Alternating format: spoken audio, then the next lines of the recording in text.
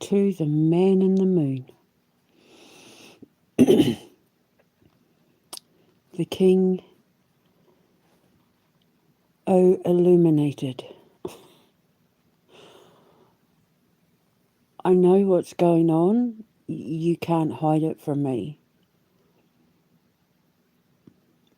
And whatever he's done, whatever they've done, it doesn't matter what you're feeling right now, the anger.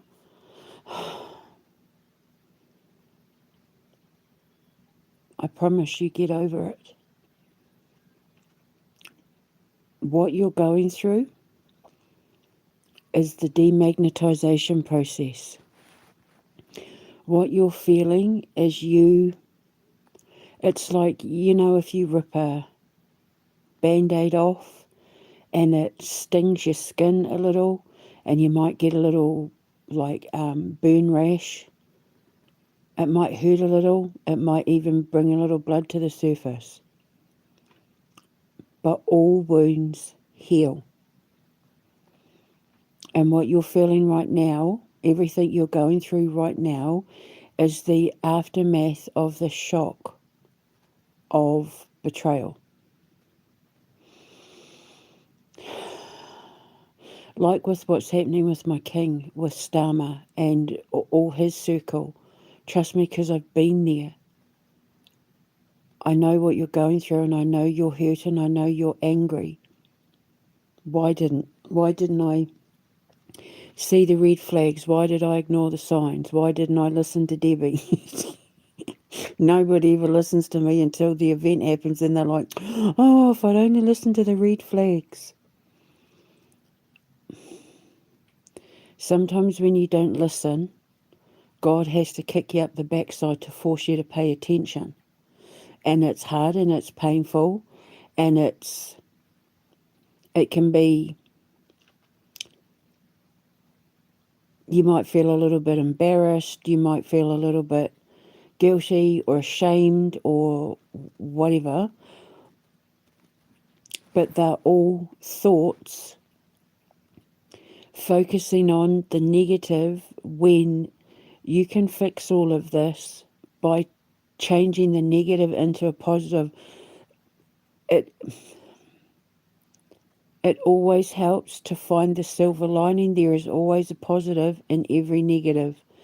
The positive being, now you know the truth. The positive being, now you know what to avoid.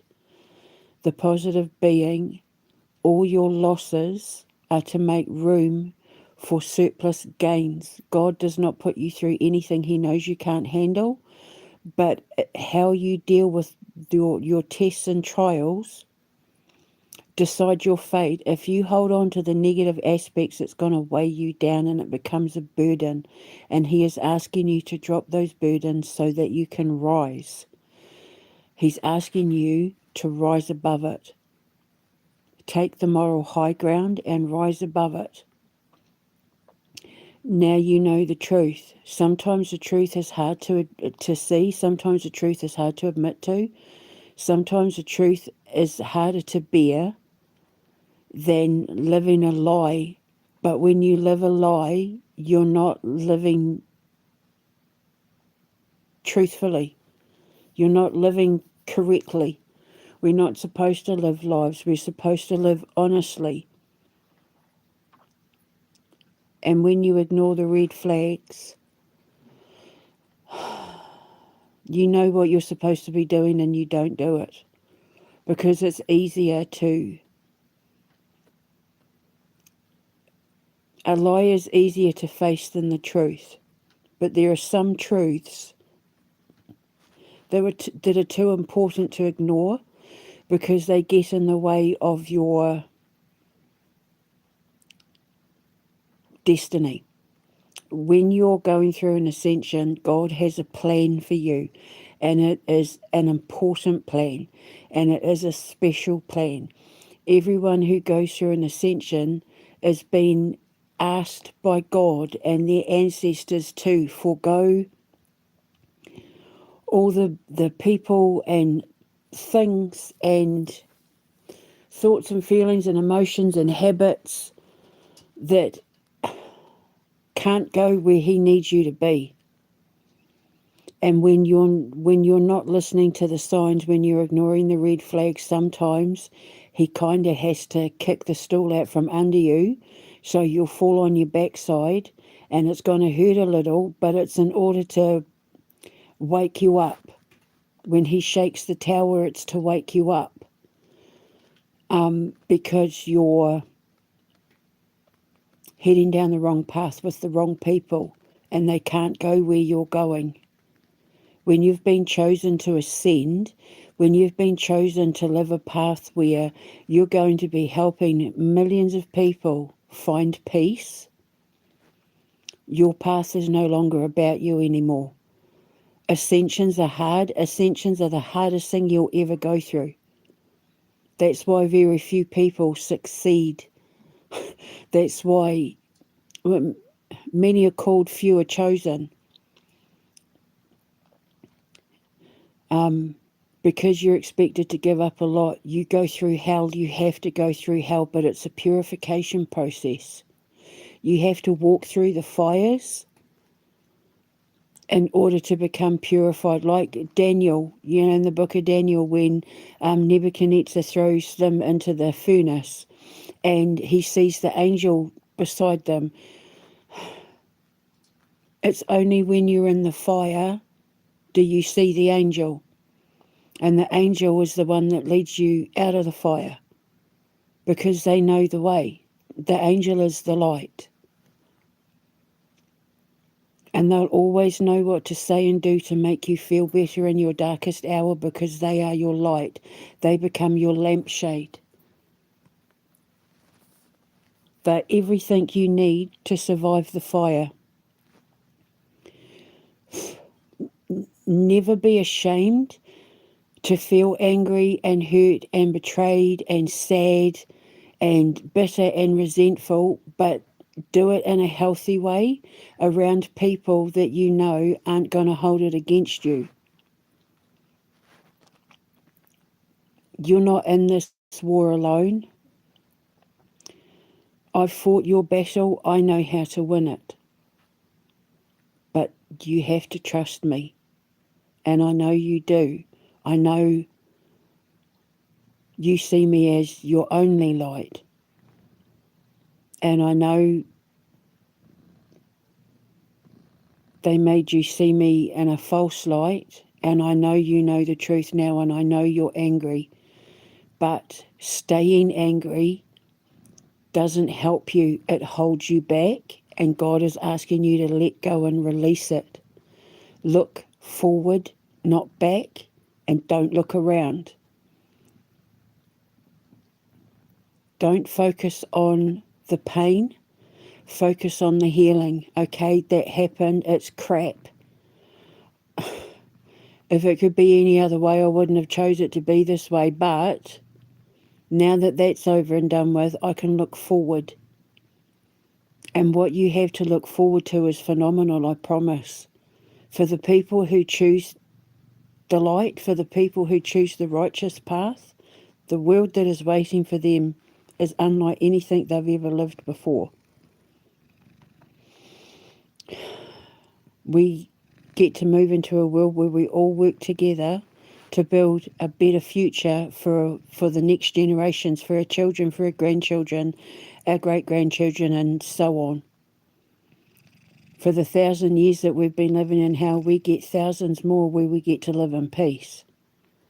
And all the darkness and all the people that caused us pain, all the people that have caused me the hassle, and King Charles and Vladimir Putin and all that, they all get removed. God doesn't take anything from you that you didn't need to let go of. He doesn't remove things to punish you. He doesn't do this to punish you. He does it to save you. Because you were heading down a dark path, like someone who's addicted to heroin. They're given the option to go to rehab. If they continue taking the drugs, they're going to die. They're going to kill themselves. They're going to lose everything. They're going to live a life of hell. But if they choose the rehab, they get to heal and start over again and go through a rebirthing process and live, a better life with a brighter future. But in order to have that, they have to give up the heroin, and then going through the process of drying out and all of that, they go through hell. But then I don't know anyone who's gotten themselves clean who has regretted it. Doors open for you when God closes. What's that saying? When God closes a door, he opens a window. When God takes with one hand, he gives with the other. That's what my mother used to say. When God takes with one hand, he gives with the other. And when he takes things from you, what he gives back is 10 times better than anything you lost. For example, every relationship you've ever had prior to knowing me has made you miserable. You've been used, ripped off, disrespected, not honoured. They weren't healthy for you. And you have lived a long time like feeling alone, feeling like you were never going to find a best friend, a companion, a soulmate or whatever, and then I came along. And I've been the biggest pain in the ass in your life because I'm always telling you off, but it's because I'm your angel. I am the truth and your light. And sometimes the truth is hard to hear, but I'm never ever gonna lie to you. I respect you and love you too much, like with the king. I tell the king off as well. It's non-exclusive. I tell people off. It's what I do. But it's not to be mean.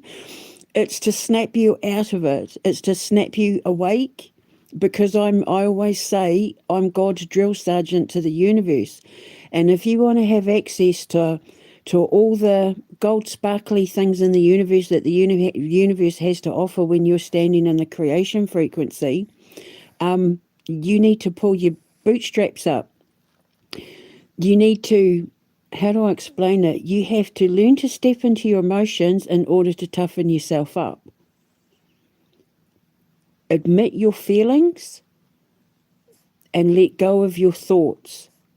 The biggest mistake that people make when they're going through ascensions is they think the process when they're being asked to feel the process, because everybody who goes through the ascension process is being asked to let go of old wounds and to cry for that little kid that was never allowed to cry, that used to get told, my mother used to say, cry you bastards, and the first one, fight you bastards. When I used to fight with my siblings and that, she used to say, fight you bastards, and the first one to cry will get a hiding from me. So we had to learn not to cry, because otherwise my mum would give us a hiding for it, and I used to cry all the time. I was always crying, and I always used to get yelled at for it, and because I wasn't in a supportive family. I wasn't in an emotionally supportive family. I was from the sort of family where you were expected to brush your feelings under the carpet and ignore them.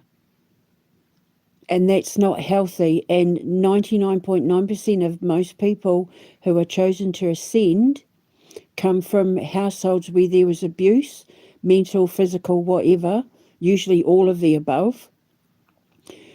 Where it's not healthy for them, or it's dangerous for them to express their feelings. So when you're being asked to let go in order to rise, you're being asked to cry for that wounded inner child, to let them heal. The rage, the anger you feel, it will be pent up anger from and feelings that you've bottled down for longer than whoever it was that betrayed you. You've been asked to let it all out, from childhood to now. But you've been asked to choose the right person, choose the right people that you can trust to let it all out in front of, who you know aren't going to judge you, who you know aren't going to go running and telling your story to everyone. Someone you trust more than anything in the world, someone you trust who you know appreciates the true value of how precious your wonderful little heart is. Your inner child is screaming to let out its artistic side. You hide your artistic, creative side. You hide your light under a bush because you're expected to be a certain way around certain people all the time, and that must be exhausting for you. And I'm sorry that that's how you have to live, because I'm one of these people, as a writer, as someone who's been writing my whole life, as someone who's been creating and building this empire my whole life without even realising it until recently. I don't give a shit what people think. Like, I'll sit and write all day long. I'll sit and do my little radio shows all day long. If I could get paid for doing this, I would be over the moon. My dream, more than other than building my school, I want to be able to sit and make my radio shows in the comfort of my own home, where I can work around the pain in my stomach and that. Work my own hours and have my little radio station. And then when I'm not doing my shows and that, working on the stuff for the kids. That's my dream. And I really want you to be a part of my dream. I really want you to be a part of that, because what I am is who you are. And I feel so sorry for you that you have to hide who you are, who you really are, in front of the world. Because if the world saw who you really are, and you and I collaborated together, you would blow people away. Like with the King, with King Charles. He has this incredible ability to write poetry. And one of the things I was thinking I would love to get him to do is, like, at Easter time, I would love him to write some poetry based on how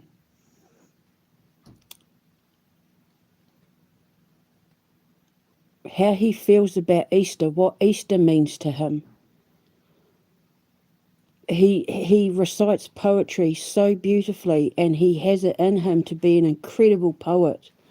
And I would love to be able to feature a lot of his poetry, like in my shows, on my channel, on my radio show, like, because I'll have a publishing company and that. I'd love to publish some of his poems and that. But I was thinking about it today.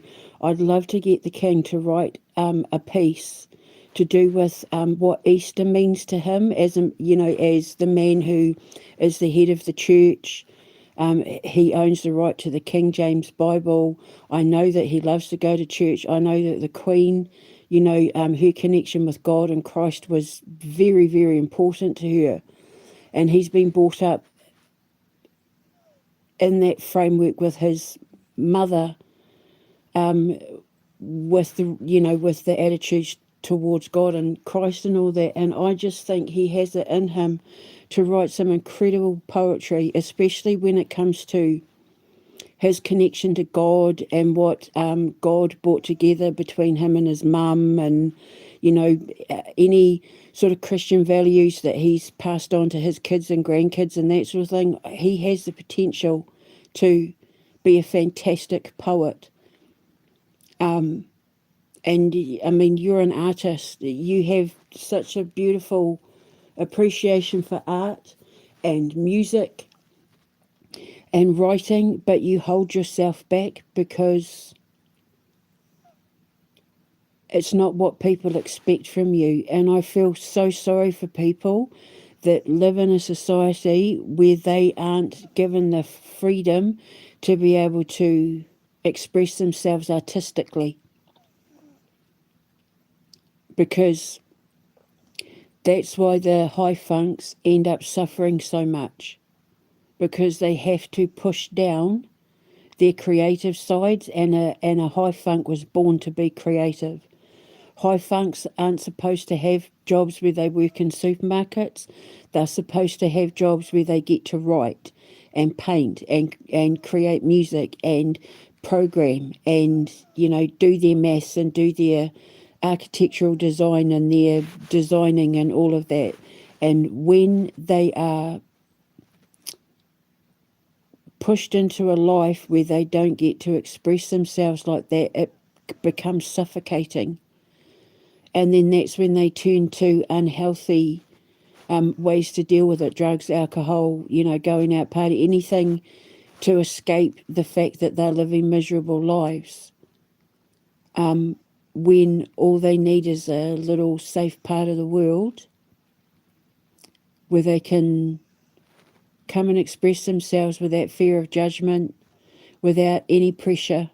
And that's the school that I'm building.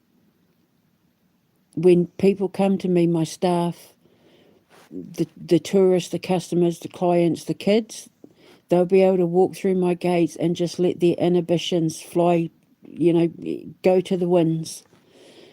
From 101 to 1, they'll be able to walk through my gates and just be kids again and just express themselves and be a part of a creative world, a fun world, a peaceful world, where they get to, if not engage in what we're doing, enjoy what it is we've done, and just be kids again. Just let their inhibitions go and just have fun and be creative. And that's the world I want you to be a part of. You belong in my world. But I know that you can't be a part of my world full time. Like, I understand that, but you can be a part of my world when you're not doing what you have to do. Like with the king, he can't be a part of my world full time, but he can add his contribution. You can add your contribution. I would love to see what you could do with oil on canvas, and I'm going to have an art gallery, so I would love to see what you could do if I gave you a palette with some oils and a canvas and some paintbrushes and just took you out to the country.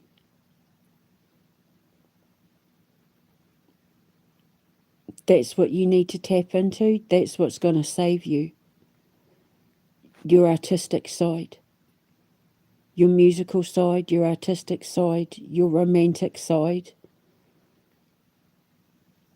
I know people think, but I know how you are with me, boo-boo. And yes, we're romantics.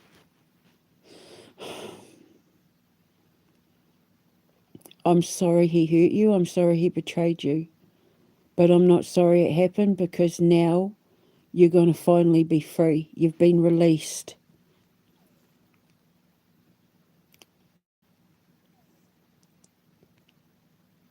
Just stop overthinking. Stop trying to overanalyze everything, because you'll drive yourself insane. You'll drive yourself nuts trying to figure it all out. The fact that you keep fluctuating between anger and me, anger and love, it means that you're overanalyzing. You're trying to figure things out in your head, and you're trying to do it while you're going through the demagnetization process. So you're going to feel like like you're in a round room in the dark where you can't find the door, going round and round and round and round, trying to feel your way around things in the dark in a round room. and you're never going to find the door because you're too busy thinking about how to find the door to realise that maybe there is no door. There could be a window that God is asking you to climb up to.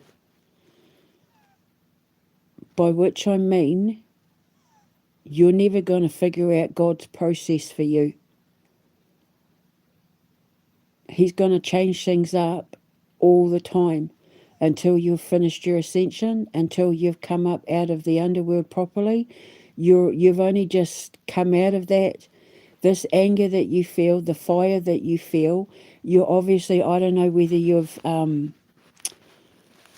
had to move, change house, change locations, change your because when you're in the earth stage of an ascension, that's when everything changes. Like your 3D physical world, your tangible world, everything about it changes.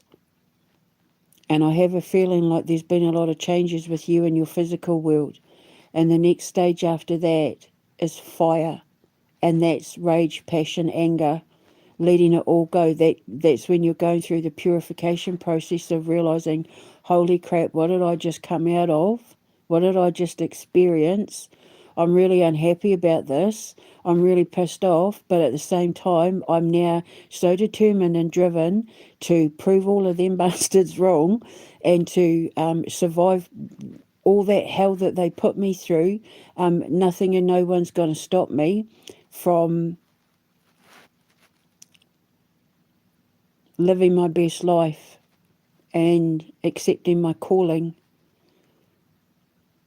to be what God needs me to be for the future of humanity.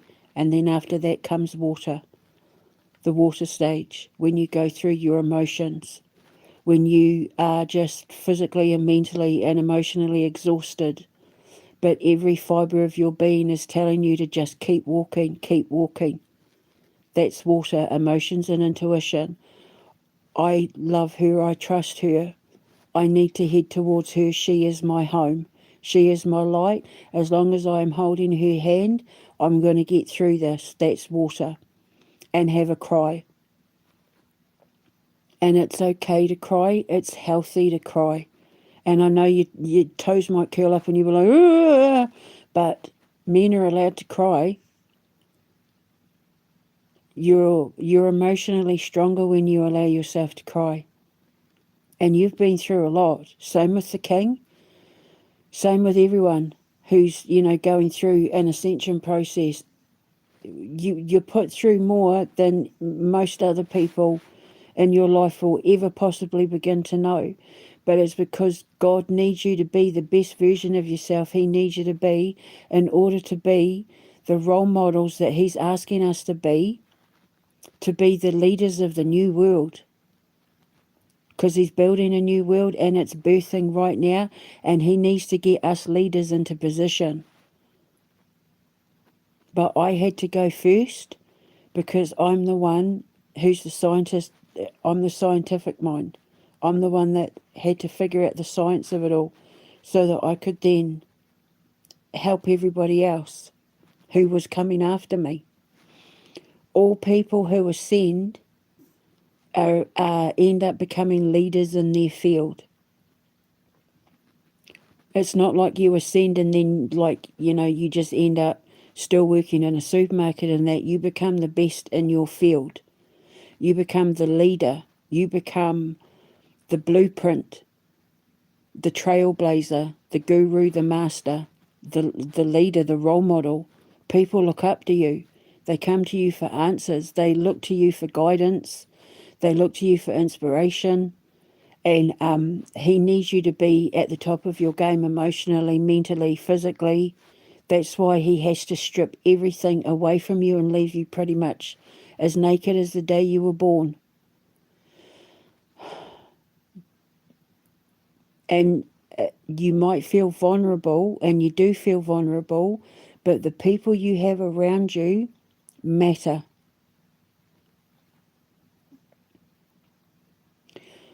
Newborn babies are vulnerable, and you go through a rebirth. But who you have beside you to become your shield, your mother figures, your father figures, the ones that you look up to, like God says, honour thy mother and thy father in the Bible, but he doesn't say that thy mother and thy father have to be birth parents. They can be the mother figure, the ideal version of, like the celestial mother, the celestial father, the men in your life, even if you're 30, 50, 70, 80, 90. There'll be men in your life who are the kind of male role models that you look up to inspire you and encourage you and make you feel safe. They are the father figure that God talks about in the commandments, and the women in your life who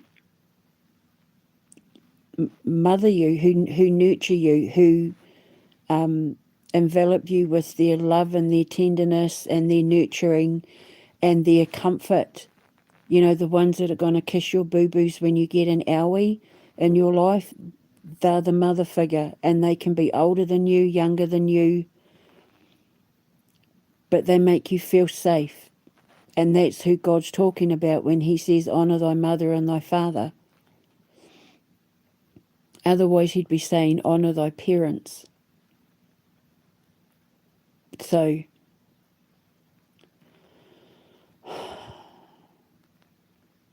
let it all out. Don't hold it back in, but do it in a constructive way, not in a destructive way. And only allow yourself to be vulnerable around the people that you know will never hold it against you. You're better than what you've just come out of. That's why God took you out of it. Like I said to the king the other day, he's not one of the bad guys. He doesn't belong down there with Stammer and all the rest of them. He doesn't belong in the dark. He's the king of the underworld, like I'm the queen of the underworld. But he doesn't belong around the devils and demons. We're underworld, we're not hell. Scorpios are underworld, we're not hell. So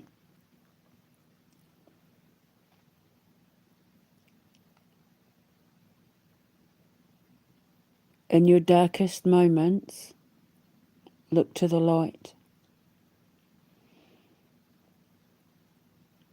And stop worrying about what other people think, because you're not in this life to live for them. You're in this life to live for you. And God has chosen you just like he's chosen me, just like he's chosen the king, just like he's going to choose other people to represent him in the highest of highest, the holiest of holiest. And you can't be around people that you've been around, that I've been around, that the king's been around, that everybody else that is chosen for an ascension to be around, because they don't belong where you do.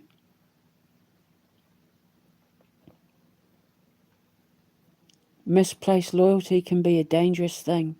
Be loyal to yourself, be loyal to your children, be loyal to God, be loyal to the person that you love.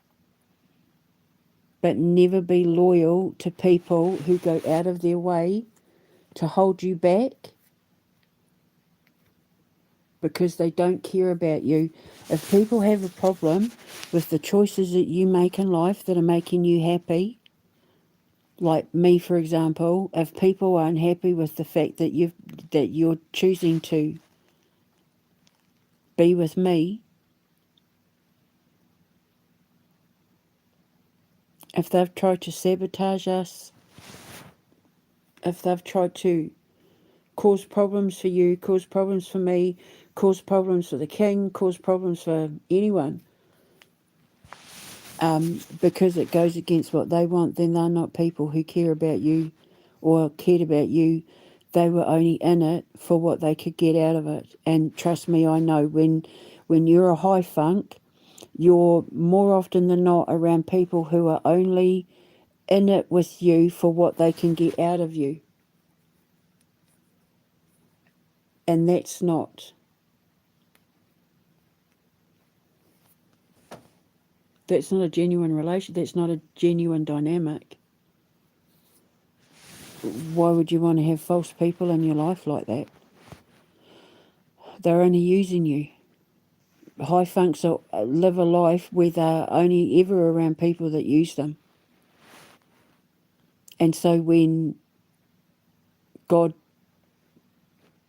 takes you through the dark night of the soul, when he takes you through that trip into the underworld, it's always with the promise that he's going to bring you back out of it, because he sends me down to come and get you. Just like the kids at the school, when the stuff that they're coming to me, the stuff that they're coming out of, when they come to me, I've been sent to go down and get them, to save their souls, so that they can live the light, know the light, love the light, step into the light. He doesn't leave you down there unless you choose not to ascend. But I don't know, I was going to say, I don't know why you wouldn't want to choose to ascend, but a lot of high funks choose not to ascend, and then they end up no longer, like Kurt Cobain, for example. That's usually where a lot of them end up, and that's what I'm trying to avoid. I'm trying to help be a part of a world where we aren't losing our creative minds to things like what Kurt Cobain did. It's not the answer. It's not the answer. It's really not. And the suffering doesn't end once it's over either. He makes you come back and do it all over again, but this time it's a lot harder. So you're better off just dealing with it now in this life. But all you have to do is find the silver lining. Look for the positives in every negative, and I promise you will find them. Even if the only positive that you find out of all of this right now, at this very moment, is me. Well, at least I've got Debbie. She yells at me.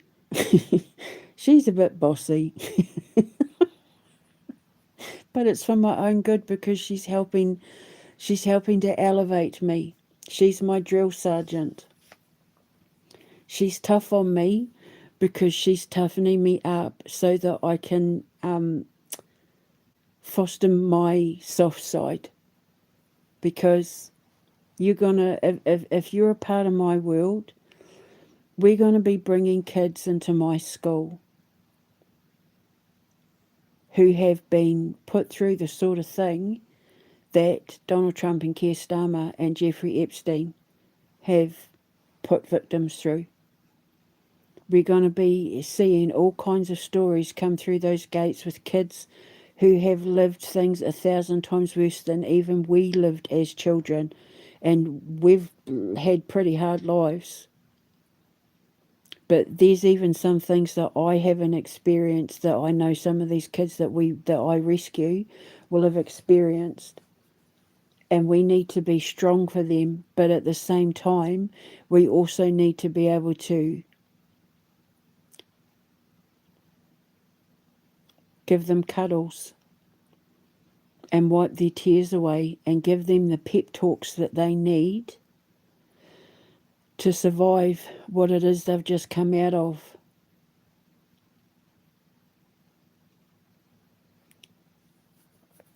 And they need to know that you and I love each other.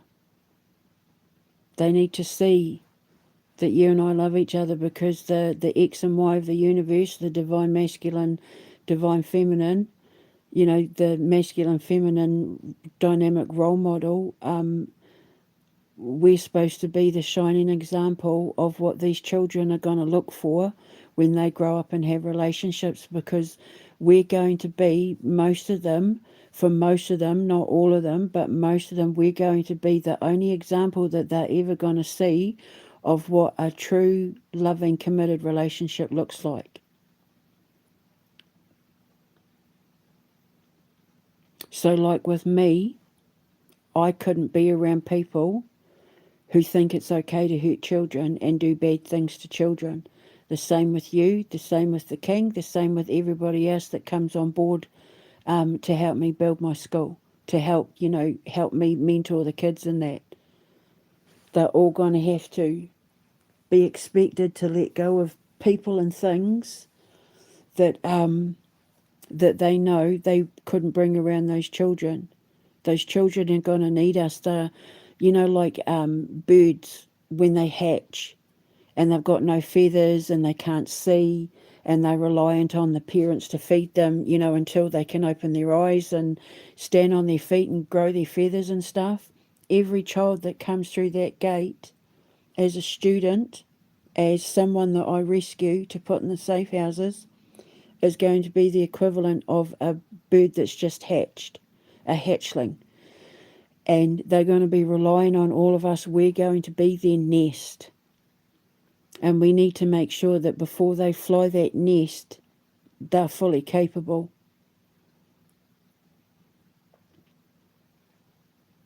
Because there'll be a lot of people out there only too willing to want to peck at them and see them as food, see them as prey.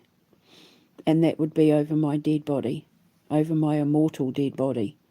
Will I let anyone come through those gates and put a finger on any of those kids? And I had too many people in my life that would have turned a blind eye or partaken in it. And you do too, and so does the king, and so will a lot of people that come and help me with these children. So we need to be at the top of our game. And you can say no, like you don't have to be a part of my world. You can walk away. Like I don't force anyone to be a part of my life. It's you have free will. But the offer is there. And what I'm in the process of building, what I get to build once I get justice, is going to be something that people are going to remember forever, whether they work with me, whether they buy one of my come and stay at my hotel, come to one of our concerts. They're going to remember us forever.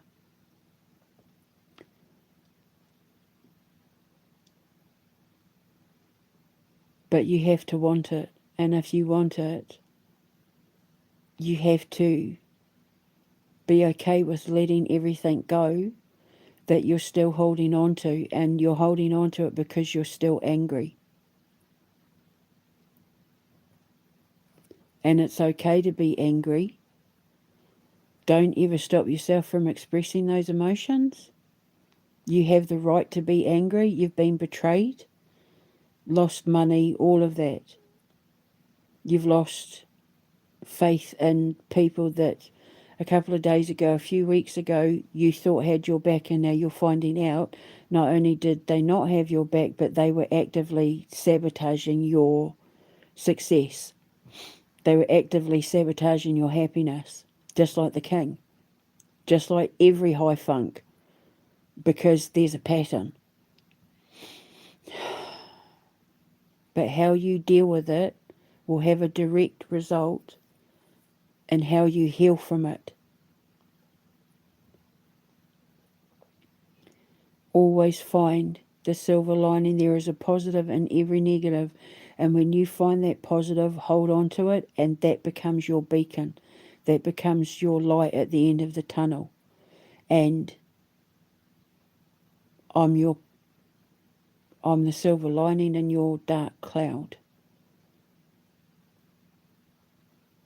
You just have to not let go of my hand.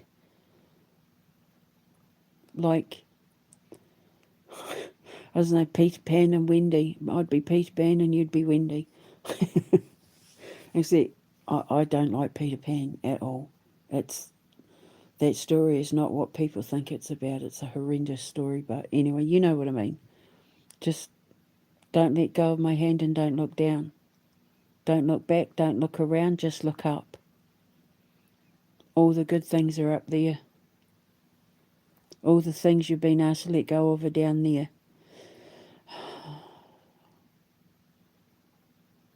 And I promise you're going to get through it.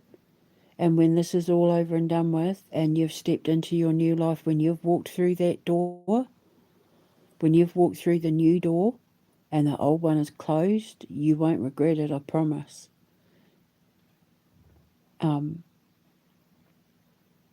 When you come to the end of a cycle, you get all brand new things. It's all brand new. New love, new life, new outlook, new adventures. If you step into my world, it's a world of concerts and food and comfort and laughter and fun and festivals and children running about.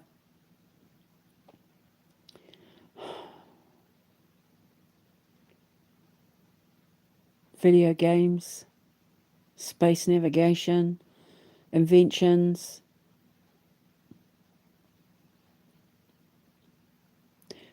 But the choice is yours. And like I said, I don't force anyone to be with me, but I'm open. I'm extending my hand and offering you an invitation, just like with the King, just like with artists and writers and musicians and that think that they want to join me and help write this musical, and you're not being forced, but the invitation is there. But if you say yes, I promise you're not going to regret it. My world is so much better than anything any of you live. Because I don't care what people think.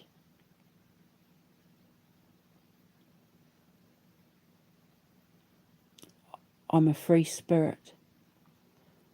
And if I want to live in a world of imagination where I get to think up characters and brand identities and all of that, so that children can grow and learn and feel safe and have proper guidance and mentorship in their life, like with Miss Jodine, my TV character. That TV show, Miss Jodine and Friends, is going to teach kids so many things, kind of like a supernatural occult version of Sesame Street. But where they'll learn to do things like how to deal with bullying at school by gluing twigs to the template to put on their wall, and making cheese on toast.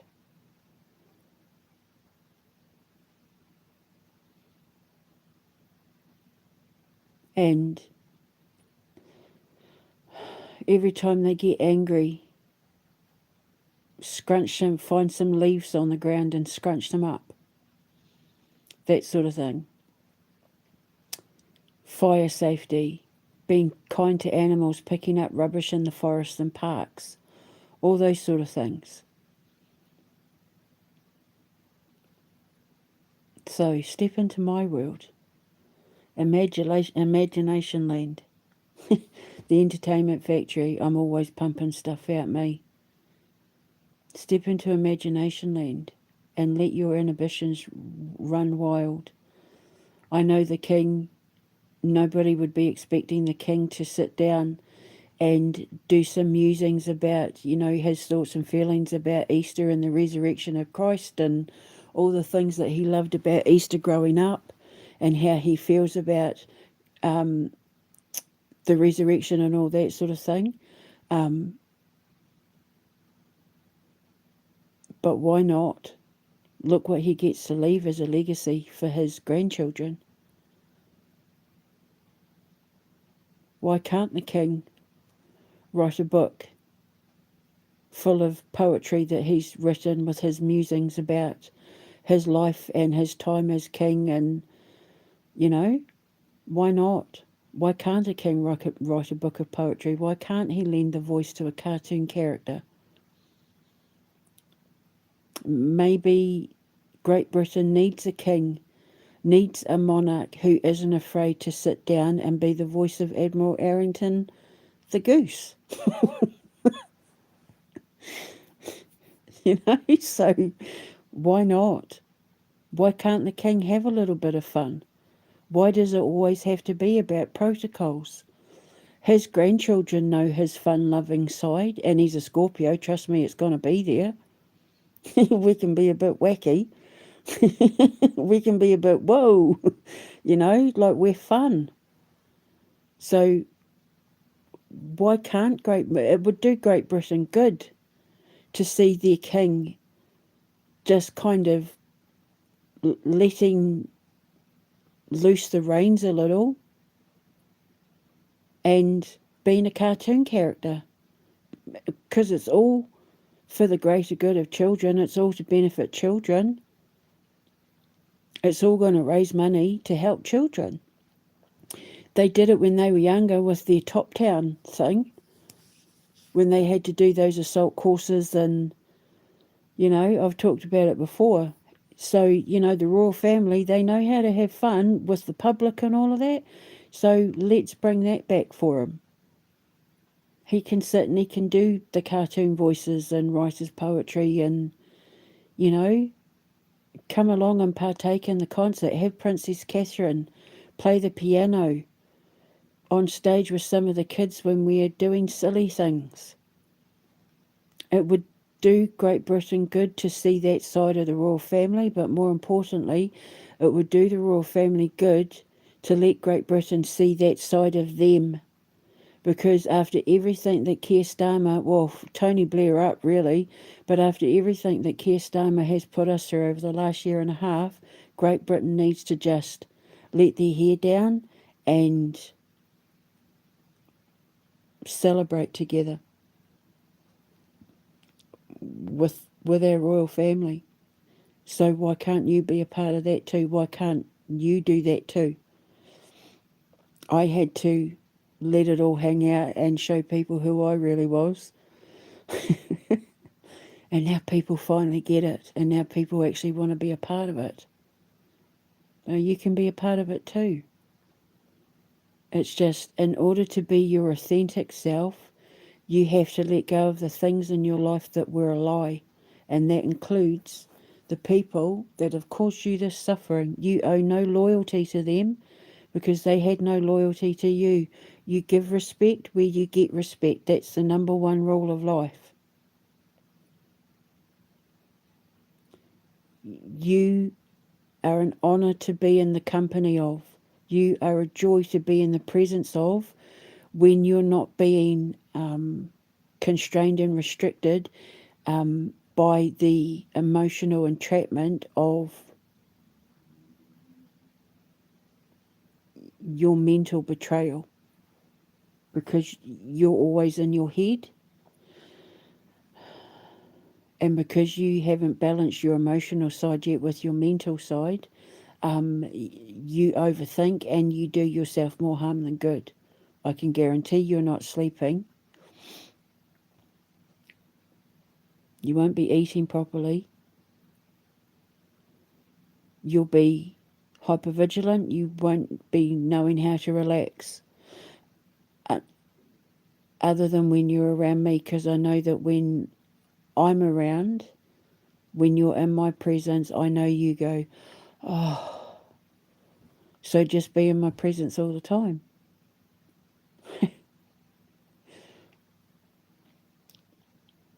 You're the only thing stopping you from being in my presence all the time. I've been sitting here patiently waiting. Patiently? I hate patience. No, I'm actually really good with patience now. Patience used to piss me off, but having to wait for you and the king and everybody else to wake up, my God, have I had to master patience.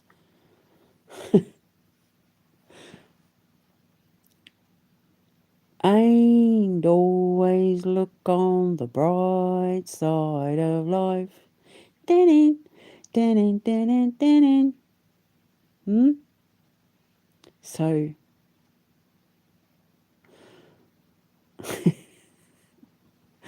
I'm going to go now. But all you have to do is call. Keep smiling. keep shining, knowing you can always count on me. For sure, that's what friends are for. In good times and bad times, I'll be on your side forevermore. That's what friends are for. Right? So you know where I am. All you're going to do is pick up the phone. I'll speak to you later. Hold your head up high and know that you are loved every single day. Even though you've probably felt like you aren't loved, you've been loved this whole time. There were some battles that you needed to fight on your own.